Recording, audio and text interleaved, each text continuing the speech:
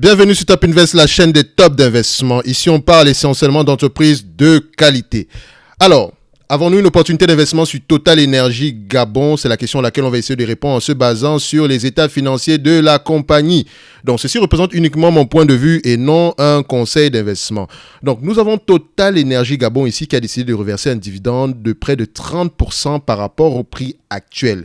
Donc, comment est-ce qu'on le sait? Donc, on a ici le communiqué de presse datant du 5 du mois de septembre 2022. Le conseil d'administration s'est réuni ce jour sur convocation de son président et a décidé de convoquer à titre exceptionnel une assemblée générale mixte le vendredi 23 septembre 2022. Compte tenu de la solidité du bilan de la société et de la trésorerie disponible, le conseil d'administration a décidé de proposer la distribution d'un dividende de 55,56 dollars par action, soit 250 millions de dollars pour l'ensemble des actionnaires. On rappelle que Total Energy Gabon est détenu à 58,28% par Total Energy SE. Donc, ceux qui détiennent du Total, vous allez avoir une partie de ce dividende spécial-là par le biais de Total Energy, la compagnie mère. OK? Donc, 25% par la République gabonaise. Donc, si vous êtes gabonais, peut-être que vous aurez quelque chose. Je ne sais pas. Donc, et 16,72% par le public. Et voilà, le public, c'est vous. D'accord? Je ne dirais pas que c'est vous, c'est nous. C'est pas moi en tout cas. Moi, je ne fais pas partie des actionnaires de cette compagnie-ci. Donc, dividende spécial de 55,56 dollars, 30% littéralement. C'est exceptionnel, c'est bien. Mais vous savez également que, voilà, enfin, quand on dit 30% par rapport au prix actuel, si on prend en parité fixe, de toute façon, dollar et euro, aujourd'hui, c'est presque la même chose, d'accord, pour le moment. Donc, vous voyez ici que c'est une entreprise sur les 5 dernières années, voilà, on peut se dire qu'on a une croissance de 46%. Ceux qui ont acheté à partir du Covid ici seront des personnes qui vont recevoir, dont le dividende en question va représenter à peu près aux alentours de 50% et plus. Donc, pour cela, bravo. Maintenant, l'essentiel est de savoir, est-ce que cette compagnie a la capacité de pouvoir avoir au moins des free cash flow récurrents dans le futur? Parce qu'on sait que le prix va baisser de 50%. Le prix va baisser de 30% lors de la distribution du dividende, parce que ça va être pris en considération. OK?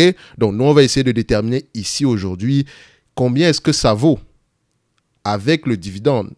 D'accord? Donc, à quoi ça va ressembler?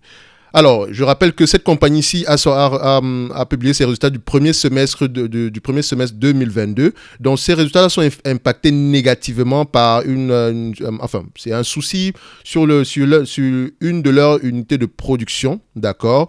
Et ce souci-là a fait à ce que la production a baissé de 26% par rapport au premier trimestre 2022, mais par rapport au premier semestre, ici, on a moins de 12% en termes de production de brut. Donc également, je pense que, voilà, lié à la participation de Total, je pense que par rapport à la participation de Total ici, c'est 42%. Dans tous les cas de figure, le chiffre d'affaires a également été impacté de 15%. Et voilà, les investissements également, enfin, les investissements n'ont pas été impactés, mais quand moi je vois ici que les investissements baissent de 61%, moi ça m'inquiète un peu parce que je sais que ce genre de compagnie-ci doit investir massivement, au moins pour maintenir l'outil de production ici. D'accord? Vous allez constater que néanmoins les résultats, en tout cas par rapport au semestriellement, sont bons. C'est tout à fait normal parce que le prix de la commodité également a aidé à pouvoir, voilà, à pouvoir avoir des revenus, des bénéfices nets assez élevés. Surtout les free cash flow ici, parce que ici, c'est surtout les free cash flow qui comptent. Si vous allez voir ici, on ne va pas prendre les bénéfices nets, mais plutôt les free cash flow. Je ne pense pas qu'il y ait des loyers ici à prendre en considération. Mais quand on regarde à l'ensemble ici, voilà, j'ai souligné quelques trucs ici. Ils vous disent à peu près que, voilà, la part de production de brut liée aux participations de Total Energy s'est élevée au deuxième trimestre 2022 à 12,2 kilobits par jour, je ne sais même pas comment c'est milliers de barils par jour, je ne sais pas comment on le dit, en tout cas excusez-moi par rapport à ça, mais c'est KB sur J, ça veut dire quoi? En fait, je n'aime pas ne pas savoir quelque chose. Je suis habitué à voir les millions de barils, d'accord, mais quand je vois les KB sur J, donc on va voir ça ici, KB, excusez-moi, voilà, sur G. Qu'est-ce que ça veut dire? KB sur G, en milliers de barils par jour, j'avais raison, c'est en kilos. Ok, kilos de barils, ok. En milliers de barils par jour, donc c'est 12,2 milliers de barils par jour, donc c'est à peu près 12 000 barils jour, en baisse de 26% par rapport au premier trimestre 2022. Cette variation s'explique principalement par un accident survenu le 28 avril 2022 au terminal pétrolier du Cap Lopez opéré par la société Perenco Oil and Gas Gabon, qui a conduit à une suspension des opérations de réception et d'export de pétrole brut. En parlant de Perenco Oil and Gas Gabon, franchement, en termes d'éthique, c'est vraiment de la merde. Je vous dis la vérité, franchement, peut-être que c'est pour ça qu'ils ont des marges assez élevées, mais ce sont des gens en termes sur le plan environnemental, ils s'en foutent royalement, avec l'aide également des autorités gabonaises, il faut dire la vérité. Mais ces gens-là, ils s'en foutent littéralement de l'environnement. Et vous pouvez aller voir tout ce qui se passe là-bas. Et je pense qu'il y a assez documenté par rapport à ça. Mais juste pour ça, moi, je ne mettrai jamais mon argent dans ce genre de compagnie. Je ne sais pas pour Total Énergie Gabon. Mais voilà, ça ne m'étonnerait pas que ce soit à peu près la même chose. Généralement, dans ce genre de région-là, ils ne prennent pas beaucoup de précautions. Et tout simplement parce voilà, ils savent qu'ils ne seront pas impactés négativement. Ils savent qu'ils ne seront pas impactés négativement, en tout cas ils ne seront pas dérangés par les gouvernements. Bon, ce n'est pas le but ici aujourd'hui. Donc moi, de toute façon, ce n'est pas une compagnie qui m'intéresse. Donc vous pouvez voir ici les rapports financiers, vous allez voir, etc. Ils vous disent pourquoi est-ce que les revenus ont baissé. Et on vous parle des flux de trésorerie, des investissements, etc. Donc j'avais souligné quelques points ici. Mais bon, à la fin de la journée, vous pouvez revoir à peu près ce que j'ai souligné au niveau du résultat net. Moi, je vais passer directement au rapport financier ici. Alors, enfin, aux états financiers directement. Vous savez que généralement, je regarde le revenu. Donc, je vais regarder quand on prend les revenus de Total Énergie Gabon, c'est une longue période, en tout cas depuis 2000, on va prendre à peu près depuis 1998, on fait beaucoup de zigzags. Vous voyez, les revenus ne sont pas stables. Il n'y a pas de souci. C'est une compagnie cyclique. Donc, on peut se dire, vous voyez qu'ici, c'est normal. En cette période 2014, c'était une belle année pour les compagnies pétrolières. Peut-être que ça sera la même chose pour cette compagnie-ci. Mais en tout cas, présente pour le moment, en date d'aujourd'hui, on est à peu près à 600 millions par là en termes de revenus. 600 millions. Donc, je vais juste vérifier ça ici parce que 600 millions, ça me semble trop petit. On va aller voir ça ici. Le chiffre d'affaires. Donc, on va prendre le chiffre d'affaires semestriel ici. Quel est le niveau? Chiffre d'affaires 700. Parfait. Donc, quand on le regarde ici par rapport au chiffre d'affaires semestriel ici, 265. Donc, on est dans les 500, 600. OK. C'est parfait. Donc, 580 millions ici en termes de chiffre d'affaires sur les 12 derniers mois. D'accord? Donc, vous voyez que c'est en zigzag, mais il n'y a pas de souci parce que c'est une compagnie cyclique, on peut comprendre. En termes de marge brute, les marges brutes sont assez élevées pour ces compagnies-ci. Vous constatez que quand le prix de la commodité est à un niveau assez élevé, on a des marges de près de 90%. En date d'aujourd'hui, avec le prix de la commodité actuelle, en attendant que ça s'actualise également, nous sommes après aux alentours de 76%, d'accord? Au-dessus de 70% en tout cas. C'est une grosse marge brute. Semble-t-il que le pétrole, dans cette zone-là, les coûts de production ne sont peut-être pas élevés, c'est pour ça qu'on a des marges assez élevées, d'accord? Après, il faudrait également voir si on ne sous-investit pas également en termes de dépenses en capital. Quand on regarde ici les marges EBITDA, mais attention, regardez les marges EBITDA ici, ça c'est quelque chose à prendre avec des pincettes parce que normalement, la dépense en capital est très élevée dans ce genre de compagnie ici, comme je vous l'ai mentionné tantôt. Donc, quand on prend les marges EBITDA ici, juste pour regarder, on voit ici qu'on a des marges EBITDA à peu près de 40% en moyenne. Actuellement, on est à 52%, c'est bien. Donc, en termes de net income, bon, c'est pas trop ça. Quand on prend la moyenne des net income ici, voilà, je prends la médiane. Quand on prend la médiane des net income ici, vous avez à peu près 136 millions. Sur les 10 dernières années, nous avons à peu près 42 millions en médiane, d'accord? Mais attention, prenez les free cash flow ici. Quand on prend les free cash flow, est-ce qu'on a la même chose? La médiane ici des net income, c'est 42 millions. La médiane des free cash flow, c'est 148 millions. OK? Sur les 5 dernières années, la médiane des free cash flow est de 215 millions, la médiane des net income est de 42 millions. Je peux comprendre peut-être qu'il y a énormément de dépréciation et amortissement ici. C'est la raison pour laquelle ça nous permet de payer moins de taxes, mais en termes de free cash flow, on a des free cash flow plus élevés. Donc, on a près de 200 millions de free cash flow annuellement dans cette compagnie. 200 millions annuellement. Et ça, le pétrole, la période phase du pétrole a commencé fin 2020. D'accord? Fin 2020, enfin, je dirais pas fin 2020, on peut dire fin 2020, c'est vrai, on peut le dire comme ça. Fin 2020, parce que si on prend 2020 ici, c'était une année assez négative au mois de mars. On a même eu des futurs de pétrole négatifs. Donc, le pétrole à ce niveau-ci, on aura sans doute des free cash flow encore plus élevés sur les périodes, sur l'année, quand l'année va se terminer. Peut-être également l'année prochaine. En tout cas, en moyenne, on est à près de 200 millions d'euros par rapport au free cash flow. En moyenne. Prenez déjà ça en considération. On va y revenir. Maintenant, En termes de dette nette ici, qu'est-ce que vous constatez? Vous avez vu, n'est-ce pas? Moins 867 millions d'euros. Ils ont plus de cash. Ils ont plus de cash que de dette. Ils ont près de 867 millions en cash présentement quand ils payent la dette en totalité. Donc ici, si vous achetez cette entreprise au prix actuel, en fait, vous l'achetez pour son cash en banque. C'est pour ça que vous allez voir la valeur d'entreprise ici est de 7 millions à peu près.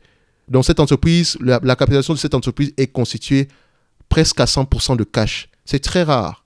C'est très très rare. Là, on a une opportunité. En fait, c'est une opportunité d'investissement. Ça ne prend pas la partie opérationnelle. Donc, si la compagnie décide de vous reverser la totalité du cash présentement, vous avez presque 195 euros. On va le dire comme ça. On a presque. D'accord? Donc, OK, on va y revenir. Maintenant, c'est bien d'avoir du cash présentement. Mais est-ce que cette entreprise-ci a l'habitude de ramener du cash annuellement? On a vu ici tantôt que oui, c'est une compagnie qui ramène à peu près 200 millions en cash. 200 millions en cash, c'est à peu près correct. On peut également voir le pétrole en lui-même ici. Il rapporte généralement combien? Donc, on peut CL1, crude oil. Je vais prendre ça ici. Crude oil, je prends la moyenne du pétrole. Enfin, la moyenne sur les 10 dernières années. On prend mine. Je vais le faire comme ça. La moyenne sur les 5 dernières années. La moyenne du prix ici, c'est 63 $. Donc, à peu près un prix moyen de 63 $. Nous avons la possibilité de ramener en termes de free cash flow aux alentours de 200 millions. Donc, quand on a des niveaux plus élevés, on va avoir un truc plus élevé. Hein. Ici, vous allez voir que à ce prix-ci, on a perdu de l'argent, mais c'est parce que généralement, le pétrole, il est vendu généralement en avance. Peut-être qu'on a pris des contrats ici qui fait qu'on a vendu nos pétroles ici avec des prix moins élevés, donc avec des prix à peu près de ces niveaux-ci. Donc, avec le pétrole actuel, je pense qu'on n'a pas encore bénéficié pleinement du prix du pétrole actuel. Donc, sans doute, d'ici 2023, on aura encore, les free cash flow seront peut-être plus élevés que ça. Moi, j'aime déjà ce que je vois ici. Vous voyez, pour une entreprise qui n'a pas l'air extraordinaire en termes de revenus, quand on creuse un tout petit peu, on se rend compte qu'il y a moyen. Je pense qu'il y a moyen ici. OK? Donc, on continue ici. Alors, après ça, on va regarder le nombre d'actions. On va vérifier si le nombre d'actions ici est stable ou croissant. Juste pour continuer à faire notre 360 ici. Donc, autour d'horizon, vérification. Alors, nombre d'actions, dilute, on fait all. On a 4,5 millions d'actions depuis plusieurs années. Ligne droite, oui, nombre d'actions stable. Alors, je pense qu'on a fait le tour. Hein. On a vérifié le revenu, on a vérifié les free cash flow. La croissance, on n'a pas pris la croissance ici parce qu'il n'y a juste pas de croissance. On a vérifié ici la dette nette. Maintenant, on va voir les actifs tangibles nets par action. Donc, par action, excusez-moi. Le volume des actifs tangibles nets. Donc, c'est à peu près comment on appelle ça? Les capitaux propres, mais tangibles. Donc, ça élimine ici les goodwill, etc., dont les actifs intangibles. Donc, vous voyez ici que les actifs de cette entreprise sont à peu près stables. Sur les 10 dernières années, donc je peux prendre ici la moyenne. On a à peu près, voilà, je peux prendre la moyenne de toutes les façons. On prend la moyenne ici. On aura combien? Je prends la moyenne. Bon, j'aime la médiane, mais je vais prendre la moyenne ici. Sur les 10 dernières années, on a à peu près des actifs tangibles nets par action aux alentours de 1 milliard 640 millions d'euros. D'euros exactement. Donc, généralement, cette compagnie a des actifs qui se maintiennent aux alentours de 1 milliard 640 millions d'euros. C'est-à-dire que si on vend toute l'entreprise aujourd'hui à la valeur de ses actifs uniquement, on récupère 1 milliard et on repaye la dette, bien sûr, on récupère 1 milliard 640 millions d'euros. Juste pour ça. Mais attention, ça ne veut pas dire que le marché va payer ce montant-là. Il faudrait également voir le marché a l'habitude de payer combien pour cette compagnie-ci. D'accord? Donc, on va d'abord passer ici par l'évaluation qu'on fait d'habitude, hein, en prenant en considération le multiple ici des free cash flow, etc. OK? Qu'est-ce que ça nous donne? Alors, je prends le price to free cash flow ici, notamment c'est une entreprise que je vais payer notamment à 10 fois les free cash flow au maximum. D'accord? Parce que vu la zone dans laquelle elle opère, c'est une zone fortement, le politique, c'est lui qui décide de tout, comme dans toutes les zones. Mais là-bas, c'est encore plus fort que ça. Donc, vous savez, du jour au lendemain, le président peut se lever et dire, OK, c'est terminé, Total Gabon, allez, on reste tranquille. Voilà, vous pouvez partir. Donc, faites attention également. Il peut y avoir des soulèvements populaires, des choses comme ça. Donc, faites attention par rapport à ça également. C'est pour ça que quand vous investissez ailleurs, notamment en Afrique, moi, je demande généralement, qu'importe la zone en Afrique, je demande 10% minimum en termes de rendement. Et 10%, c'est minimum. C'est 10%, c'est vraiment le minimum du minimum que je demande. OK? Donc, mes PER, mon multiple ne va jamais aller au-delà de 10 fois les bénéfices. En prenant en considération la dette, bien sûr. Jamais. En tout cas, pour cette zone-là. Il faut vraiment que la compagnie soit exceptionnelle. Je dis bien vraiment exceptionnelle. Pourtant, il y a de très belles compagnies également en Afrique. Hein. Il y a de très, très belles compagnies. Il y a des entreprises extrêmement bien gérées aussi. Alors, on a des free cash flow ici. Le price to free cash flow moyen ici. Sur les 10 dernières années, vous voyez que l'entreprise ici se négocie généralement à 3 fois les free cash flow. Donc, si on prend les free cash flow de 200 millions ici, on va se négocier à peu près à 600 millions au total. Mais attention, on n'a pas encore pris en considération le cash. Donc, quand on va faire plus le cash, vous allez voir qu'on a plus que ça. Alors, si on prend les 5 dernières années, on se négocie généralement à 3 fois les free cash flow. Sur les 3 dernières années, 3 fois les free cash flow également. Mais si on prend à peu près toute la période, ici, on a 10 fois les free cash flow. Bon, 10 fois les free cash flow, c'est vraiment le maximum du maximum. Donc, qu'est-ce que ça va nous donner ici? Je vais prendre 3 fois les free cash flow. Je vais essayer d'être plus intelligent que le marché. 200 millions en moyenne, c'est 215 millions d'euros. Je vais prendre 200 millions ici. Bon, si vous aimez la précision, on peut prendre 215 millions d'euros pour ceux qui aiment ça. 215 millions d'euros ici, multiplié par 3 fois les bénéfices. Plus le cash net. Le cash net ici est de combien? 868 millions d'euros. On va le faire comme ça. Plus 868 millions d'euros. D'accord? Ça revient ici à 1 milliard 513 millions d'euros. Divisé ici par 4,5 millions d'actions. Ça donne ici 336 euros par action. 336 euros par action. Même moi, ça me dérange quand je vois ce genre de choses-là. Est-ce que j'ai un bilan financier ici sur lequel m'appuyer? Parce que le cash net de cette entreprise m'intrigue énormément. Ça, c'est juste un communiqué de presse. Est-ce que j'ai des éléments financiers ici qui peuvent m'aider pour résultat communiqué de presse? Donc, je vais voir ici. Est-ce qu'on a publication des résultats? Alors, rapport financier. Les rapports financiers. Est-ce qu'on a les rapports financiers semestriels ici? Afin que je puisse m'appuyer dessus. Alors, je ne vois pas. On a les rapports annuels. Ça, c'est correct. Voilà, les rapports annuels. Est-ce que je peux utiliser ces rapports annuels-ci pour me faire une idée? Je ne pense pas. Donc, faites attention au cash présentement. Je n'aime pas faire extrêmement confiance à ces logiciels-ci, surtout quand on a un niveau de cash aussi élevé. Mais ça m'intrigue énormément. C'est que surtout que je pense que Total Énergie Gabon, ils ont les moyens de payer ce dividende-là, sérieusement, 250 millions, ils ont les moyens de le faire. Mais ici, on ne parle pas de la trésorerie. C'est sûr que je pourrais retrouver le document en question. Mais dans tous les cas de figure, je me réserve le droit de pouvoir modifier mon raisonnement ici. Mais pour le moment, c'est très optimiste par rapport aux informations que j'ai sous la main. D'accord? S'il vous plaît, vérifiez ces informations-là. Surtout la partie liée au cash. Allez regarder si vous pouvez retrouver un bilan assez récent, en tout cas un bilan qui date des 6 derniers mois. Ça serait très important pour nous. OK? Donc, pour le moment ici, cette entreprise devrait se négocier aux alentours de 336 euros l'action. Si on enlève maintenant les 55 euros, disons les 55,36 € qu'on va distribuer tantôt, on pourrait se négocier à 280 € l'action. Donc, même en prenant en considération le cash qui va être distribué ici, d'accord, si on reverse à peu près 250 millions d'euros ici, on aura encore assez d'argent pour justifier la valorisation de 197 € actuels. Donc, je fais 6 fois 645 ici, plus le cash net ici délesté des 250 millions qu'on va payer tantôt, il va nous rester à peu près 618 millions, plus 618 millions ici. Ça représente ici combien? 1 milliard 263 divisé ici par les 4,5 millions d'actions ici, ça donne ici à peu près 280 € l'action. OK? Maintenant, si on peut également se protéger, on peut se dire qu'on peut l'acheter par rapport à la valorisation de ses actifs tangibles nets par action. Donc, vous voyez ici qu'en moyenne, on a des actifs tangibles nets par action d'à peu près 1,6 milliard qui vont sans doute diminuer avec le paiement du dividende ici, mais on aura à peu près 200 millions qu'on va peut-être gagner d'ici la fin de l'année ou bien l'année prochaine également. Donc, vous voyez ici que nous avons à peu près en moyenne, le marché se négocie à 4 fois les actifs tangibles nets par action. En moyenne, paye 4 fois les actifs tangibles nets par action. Si on s'entend que les actifs tangibles nets par action ne vont pas trop changer par rapport à la période actuelle. Donc 4 fois, on s'entend également que 4 fois, c'est un peu trop bas pour cette compagnie-ci. 4 fois les actifs tangibles nets par action, je ne sais pas pourquoi est-ce que le marché paye cela. Mais je pense que le marché a tout simplement oublié Total Énergie Gabon. Ils ont tout simplement oublié cette compagnie-là. Et ça peut être une opportunité ici. Peut-être parce que l'environnement dans lequel elle opère est assez... risqué. Il n'est pas très risqué également, excusez-moi. Pour ceux qui connaissent l'Afrique, faut pas verser dans le pessimisme extrême. D'accord?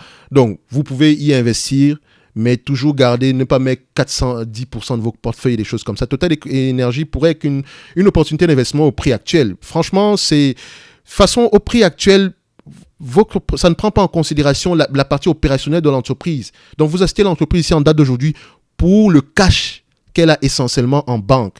Si elle vous distribue la totalité du cash ici, juste au prix actuel, vous recevez le 100%.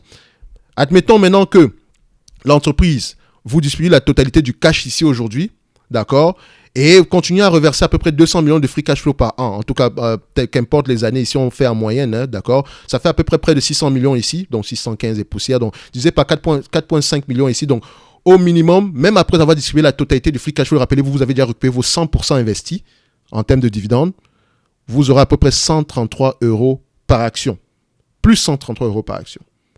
Donc, il y a quelque chose à jouer ici. Allez-y creuser un tout petit peu sur cette compagnie-ci. Allez regarder à peu près au niveau du cash ici, d'accord? Si quelqu'un trouve une information négative par rapport au cash ou bien quelque chose qui ne va pas dans le même sens que ce que je suis en train de raconter sur cette vidéo-ci, s'il vous plaît, juste me le dire en commentaire. Je vais pouvoir aller vérifier en conséquence. Je n'arrive pas à retrouver ces résultats présentement. Je ne les ai pas vérifiés avant. J'ai regardé les communiqués de presse. Mais voilà, avant même d'y investir, je vais lire d'abord les rapports financiers les plus récents, d'accord? Il y a quelque chose d'intéressant à jouer ici. Allez-y creuser un tout petit peu. D'accord? Et voilà, d'habitude ici, en termes de dividendes, est-ce que nous avons une entreprise qui distribue un dividende ici assez consistant, qu'importe les années? On va regarder le dividende, l'évolution du dividende ici. Voilà. Bon, il est en dents de scie, hein. Parfois, quand tout va bien, on le paye. Quand tout va mal, on le coupe. Donc, ce n'est pas quelque chose sur lequel on pourrait s'appuyer ici aujourd'hui. En moyenne, sur les 10 dernières années, on a reversé un dividende à peu près de combien? Je prends la moyenne ici. Je prends sur les 10 dernières années. On a reversé à peu près 11 € par action. Sur les 5 dernières années, à peu près 8 € par action. Si on se dit en moyenne 10 € par action, donc par rapport au prix actuel, ça peut à peu près un rendement de 5%. Qu'importe les années, on peut à peu près reverser ici un rendement de 5%. D'accord? C'est assez intéressant. Donc, comme je vous l'ai dit, si l'entreprise vous reverse la totalité des free cash flow en date d'aujourd'hui, par rapport à la valorisation actuelle en termes de dividendes, vous aurez à peu près 22% de rendement. La moyenne des free cash flow, bien sûr. D'accord? Donc, ça m'intrigue énormément d'avoir par rapport à Total Energy Gabon. Comment ils font pour avoir des free cash flow aussi élevés? Dans tous les cas de figure ici, je vous encourage vivement à lire les rapports financiers, mais il y a quelque chose qui me dit, voilà, il y a de bonnes chances qu'il y ait une opportunité d'investissement ici. Allez-y creuser un tout petit peu. Vérifiez les free cash flow, vérifiez la stabilité du bilan ici, notamment le cash en banque. Si le cash en banque est vraiment au même niveau que la capitalisation boursière ici, il y a moyen. D'accord? Et surtout, vérifiez à peu près les actifs tangibles nets par action ici, leur évolution. S'ils ont tendance à être stable également ici, il y a moyen. D'accord? Il faut également voir les perspectives d'avenir. Attention, est-ce que la production va augmenter, va rester stable? C'est la question que je me pose. Mais si la production va tendre à diminuer dans le futur, ça va être un peu compliqué. Vérifiez également s'ils n'ont pas sous-investi pendant plusieurs années. OK? Faites attention en tout cas en investissant dans Total Energy Gabon. Dans tous les cas de figure, si vous achetez l'entreprise au prix actuel, vous aurez un 33% en termes de... un 30% à peu près en termes de dividendes. D'accord, en moyenne, d'accord, ça peut être 28% dépendamment du prix actuel. En termes de dividendes, oui, le prix va baisser, mais maintenant, l'essentiel est de savoir est-ce qu'il pourrait revenir au moins au niveau de 195 €. Et je pense qu'il y a de bonnes chances que ce soit le cas. D'accord? On se donne rendez-vous sur la prochaine vidéo. D'ici là, portez-vous bien. Merci.